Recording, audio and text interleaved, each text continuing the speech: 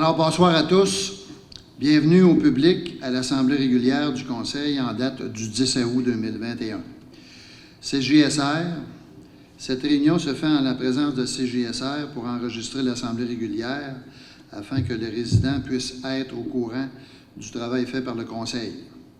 Vous pouvez voir cette Assemblée le mercredi suivant l'Assemblée du Conseil à la télé communautaire de CJSR à 19h et sur le site Internet de CJSR.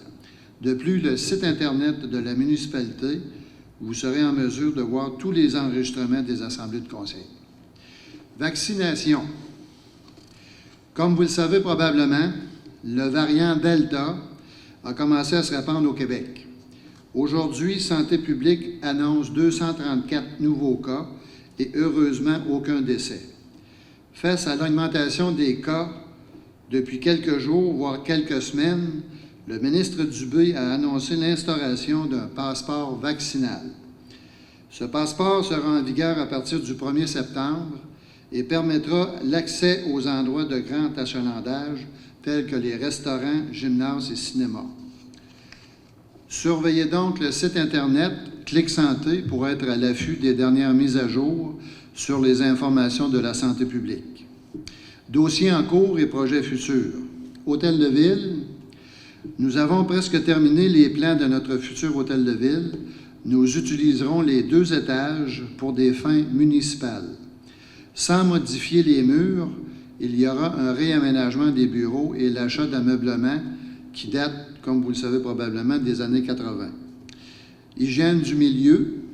Nous sommes à planifier une rencontre avec le ministère de l'Environnement pour établir un échéancier de résolution de problèmes pour mettre en œuvre le nouveau développement résidentiel ainsi que des travaux majeurs à certaines rues de la ville dans le but de scinder des secteurs à réseau combiné pour des réseaux pluviaux et sanitaires. Nous attendons donc le principal rapport appelé plan d'intervention. C'est avec ce rapport que nous pourrons planifier les prochains travaux de réfection majeure, d'assainissement des eaux et en voirie. Item très important qui s'en vient pour cette année et dans les années futures, le gouvernement du Québec a conçu une stratégie afin d'économiser l'eau potable. Principales mesures et engagements, économie d'eau de 20 % par rapport à l'année 2015. La stratégie adresse plusieurs mesures aux municipalités et inclut des engagements du gouvernement. Entre autres, les municipalités doivent produire un bilan annuel sur la stratégie municipale d'économie d'eau potable. Elle devra mettre en place des actions progressives pour contrôler les pertes d'eau en fonction de l'indicateur de perte d'eau. Mettre en place les actions progressives pour économiser l'eau chez les consommateurs en fonction de l'indicateur de consommation résidentielle. Mettre en place des actions progressives qui concernent la gestion durable de la ressource et des actifs municipaux. Et, finalement, présenter annuellement un rapport du bilan au conseil municipal. En contrepartie, les engagements du gouvernement du Québec sont les suivants.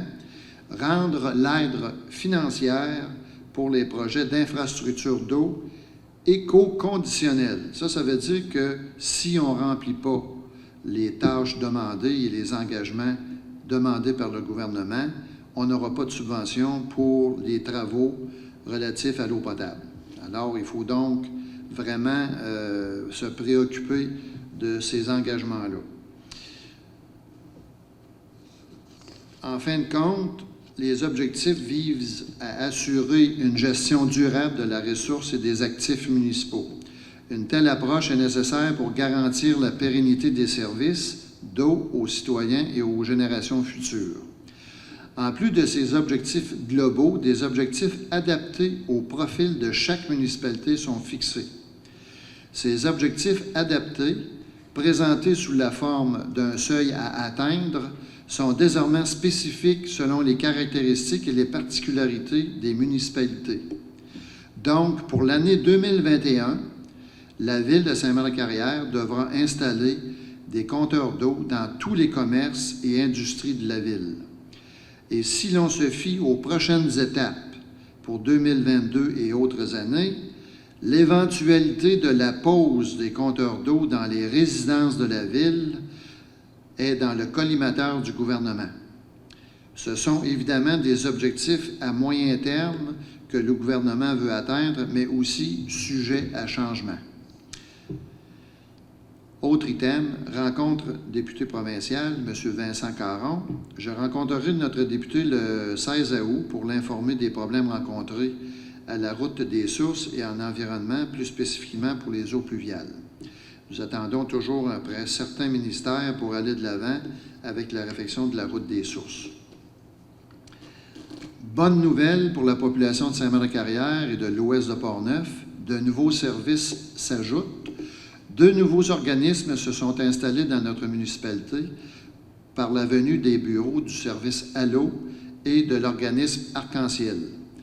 Ayant pignon sur rue à Donnacana, le Allo Entraide communautaire et aide à domicile ouvrira un 2e point de service à Saint-Marc, au 1000 boulevard Bonat-Dussault.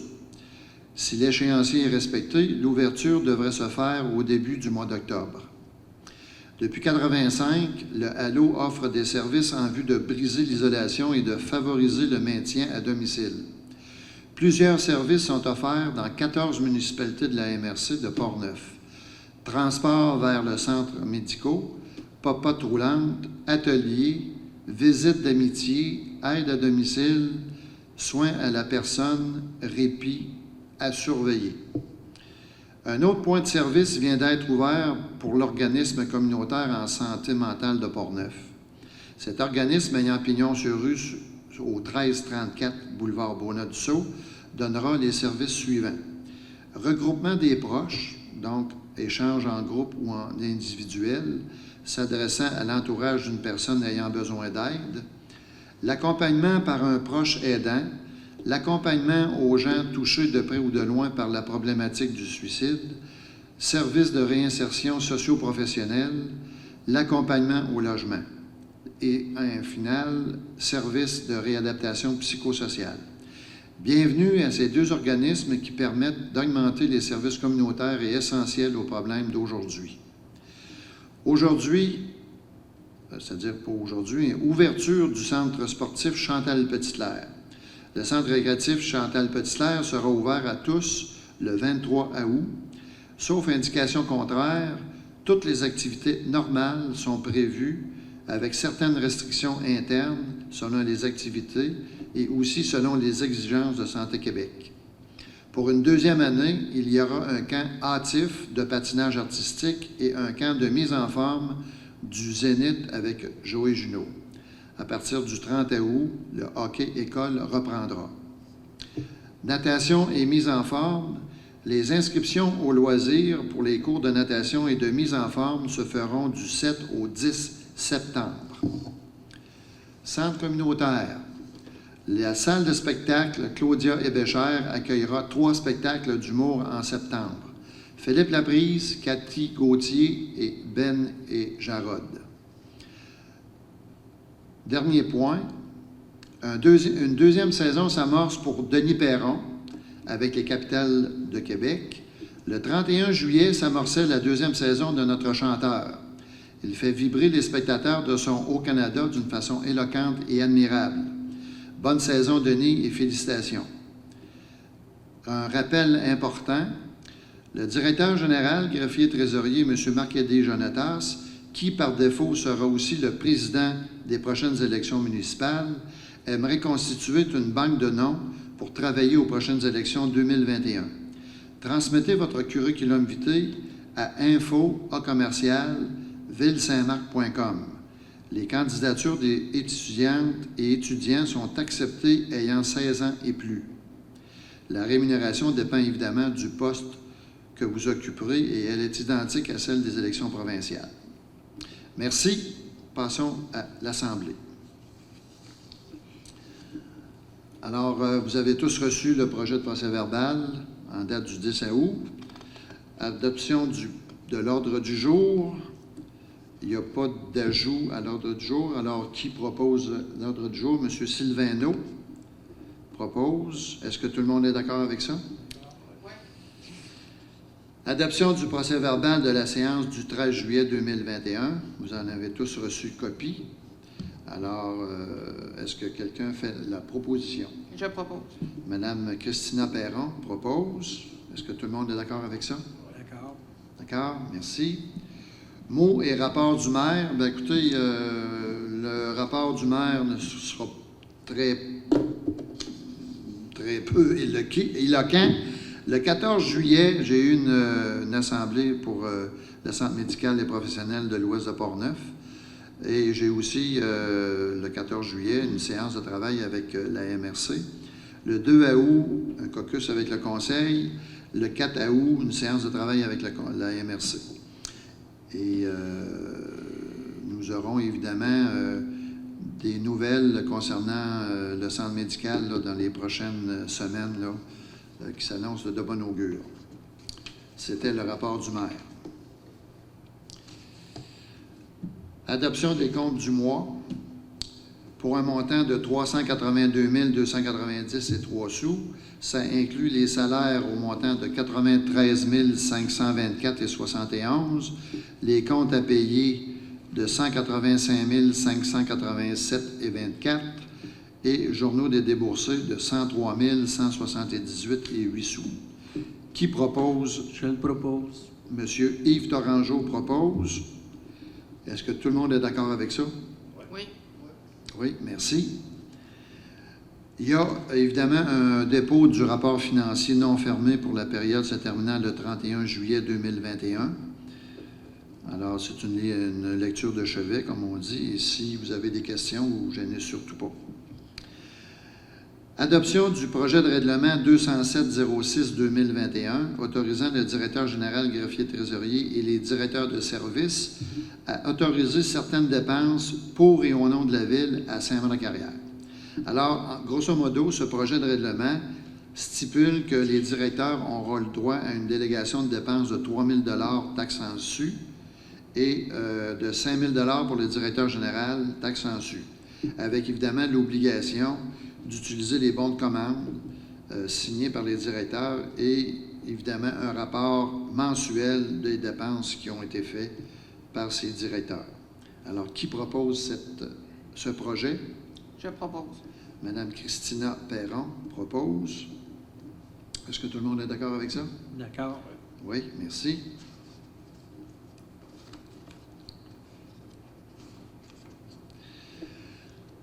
Adoption du règlement 170-02-2021, modifiant le règlement sur les dérogations mineures afin d'intégrer de nouvelles dispositions relatives aux frais exigés dans le cadre d'une demande de dérogation mineure. L'adoption du règlement stipule effectivement que le montant ou le coût d'une demande de dérogation mineure passe à 300 $, ce qui a toujours été le cas depuis plusieurs années. On fait tout simplement une concordance avec d'autres règlements administratifs qu'on avait déjà. Alors, qui propose l'adoption du règlement? Monsieur Stéphane Savard propose. Est-ce que tout le monde est d'accord avec ça? D'accord. Oui. Merci. Rétrocession de l'immeuble désigné étant le numéro 5 97 783 en faveur de la Ville de Saint-Marc-Carrière. Cette résolution-là, ou cette rétrocession de l'immeuble, c'est un terrain qui se situe au parc industriel. Malheureusement, le non-respect des conditions nous porte à reprendre ce terrain-là et on va procéder là, de façon notariée à la rétrocession de ce terrain-là ou à la reprise de ce terrain-là. Alors, qui propose? Je le propose. Monsieur Yves Torangeau propose. Est-ce que tout le monde est d'accord avec ça? Oui. Merci. Demande de soumission de plans et devis concernant la réfection de la patinoire et la construction d'un préau. On a demandé des soumissions de plans et devis à 2 architectes. On a reçu leurs réponses. DBA Architecte à 6 800 et BLH Architecte à 8 300 $. Alors, le plus bas soumissionnaire est DBA Architecte au montant de 6 800 taxes en su. Alors, qui propose? Je propose. Madame Christina Perron propose. Bon, le but de ces demandes de soumission fait en sorte que l'on doit se préparer pour de futures subventions possibles dans les années à venir. Et quand on n'a pas le projet vraiment sur la table, qu'on n'a pas le déposer, c'est plus difficile pour nous autres, la Ville, de présenter des demandes là, au niveau des soumissions. Alors, c'est pour ça qu'il faut planifier et être prêt lorsque les subventions seront déposées à la municipalité. Autorisation de signature, demande de financement, le HALO. Bien, le mois dernier, on avait appuyé une demande de financement faite par la HALO, mais suite à certaines informations qui nous ont été transmises, la municipalité de Saint-Marc-de-Carrière doit faire la demande de financement et non pas le service HALO. Alors, c'est pour ça que la résolution qu'on a à présenter ce soir, c'est tout simplement qu'on autorise le maire à signer pour et au nom de la Ville tous les documents relatifs à la demande de financement présentée dans le cadre de cet appel. Moi, je rajoutais le maire et le directeur général, le greffier trésorier, dans la résolution. Ça va? Oui. Et évidemment, on va annuler la résolution 184-07-21 qu'on a passée le mois passé. Qui propose?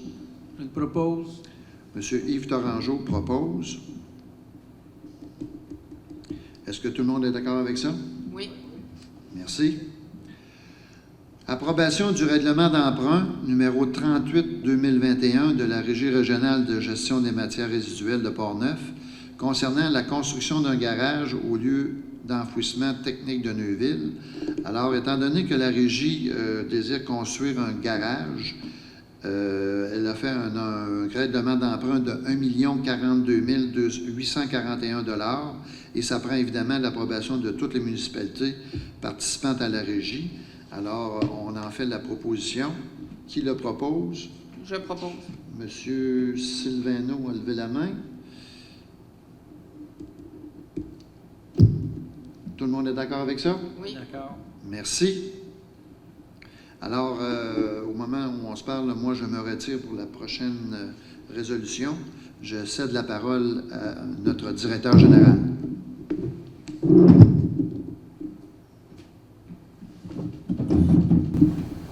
Alors, merci le maire. C'est une résolution qui a été prise à la séance du 13 juillet. Il s'agit d'apporter une correction qui a été...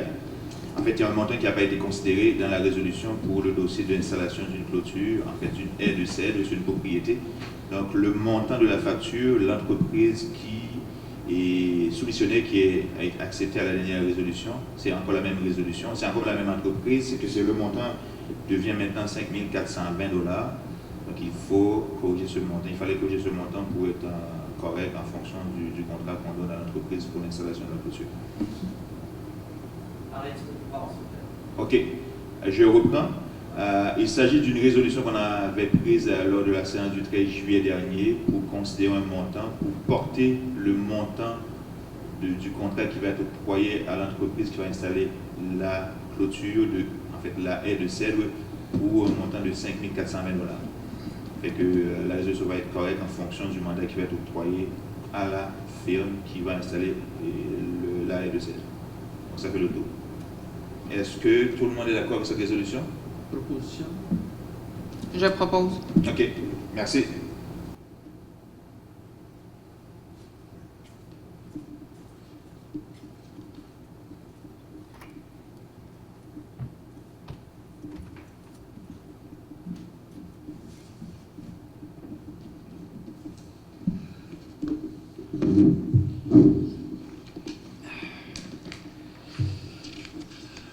Merci, M. le directeur. Mandat au directeur général, greffier trésorier et directeur des services des travaux publics, stratégie d'économie d'eau potable. Alors, comme vous avez entendu mon introduction à cette assemblée, il y aura évidemment dans les prochaines années des obligations au niveau de la municipalité et ces obligations, évidemment, vont se refléter dans des coûts assez importants pour les prochaines années pour économiser de l'eau potable. Alors, évidemment, ici, on donne un mandat au directeur général et au directeur des travaux publics pour procéder à la planification des travaux d'installation des compteurs d'eau dans les industries, commerces et institutions et autres résidences sélectionnées. Le résidence sélectionnée, ça sera encore à évaluer.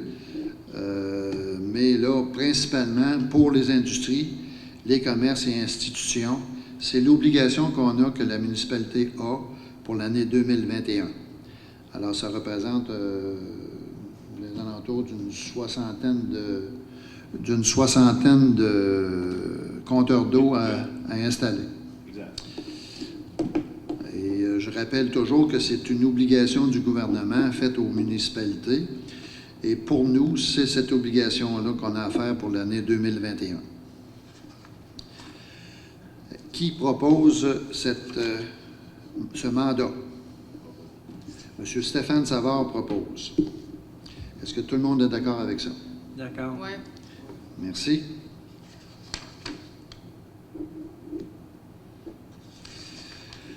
Modification de la politique d'achat local de la ville de Saint-Marc-de-Carrière. Alors, il y avait une erreur dans la résolution qui datait de quelques années et on en a aussi profité pour la mettre à niveau, comme on dit, pour évidemment expliquer ou résumer la politique d'achat. C'est que les directeurs, tout comme le directeur général, devra présenter clairement des règles établissant les acquisitions par ordre de priorité. Quand on dit par ordre de priorité, bien, c'est évidemment d'essayer de trouver un fournisseur sur le territoire de la ville. Si on n'en a pas, bien, ça va être sur le territoire de la MRC de Portneuf. Et sinon, bien, on ira à l'extérieur du comté. Pour, évidemment, des coûts prévus avant taxe de 0 à 4 999, c'est l'achat directement avec un fournisseur ayant une place d'affaires selon les priorités si haut mentionnées. Entre 5 000 et 19 999, une demande de prix auprès d'au moins 3 fournisseurs, dont 2 selon les priorités si haut mentionnées. Et la dernière étape, c'est le 20 000 et plus.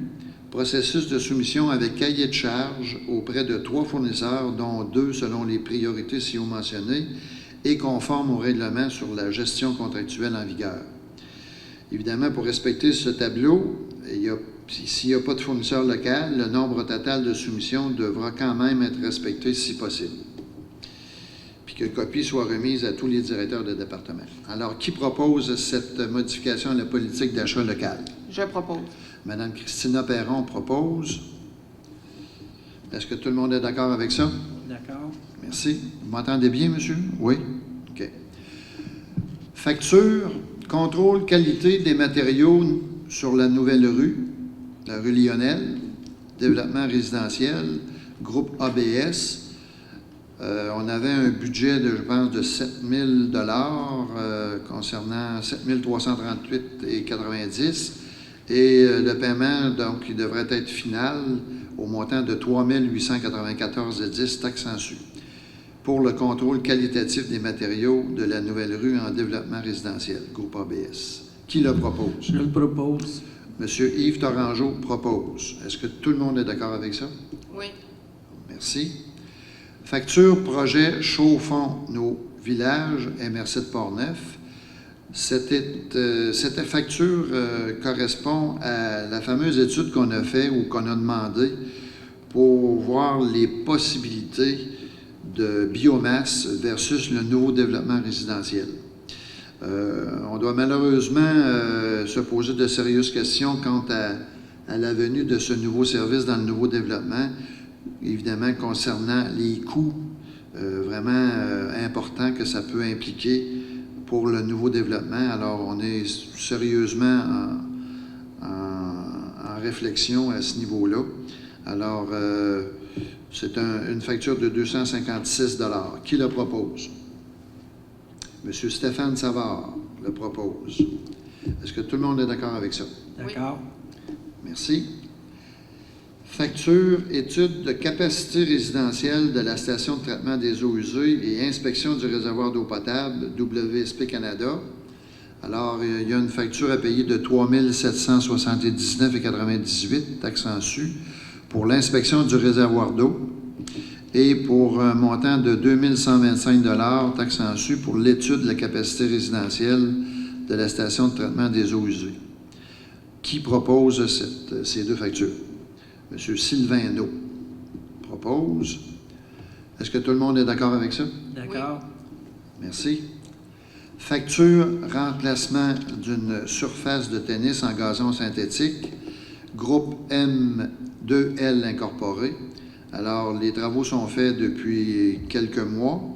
On a reçu la facture au montant de 45 250 $, taxe en su, pour le remplacement d'une surface de tennis en gazon synthétique. Qui propose la résolution? Je propose. Madame Christina Perron, et je tiens à souligner que c'est évidemment prévu au budget 2021. Tout le monde est d'accord avec ça? D'accord. Merci. Facture programme de gestion des actifs municipaux, Tétratec Incorporé, un montant de 6 044,63 $ taxes en su pour le programme de gestion des actifs municipaux. Qui le propose? Je le propose. Monsieur Yves Torangeau propose. Est-ce que tout le monde est d'accord avec ça? Oui. Oui, merci. Embauche d'un pompier volontaire et remerciements. Alors, on a reçu par le directeur des pompiers une demande d'accepter l'embauche d'un pompier volontaire du nom de M. Stéphane Lefond et que ce dernier aura une période de probation de 6 mois. Et malheureusement, il y a eu une démission. M. Denis Bédard a démissionné. On le remercie énormément des services rendus pour son bon travail. Qui propose cette résolution? Excusez, M. le maire, juste Oui. une précision. C'est Sébastien Lafont et non Stéphane Lafont. OK. Merci. Pourtant, je le connais bien. Stéphane Lafont.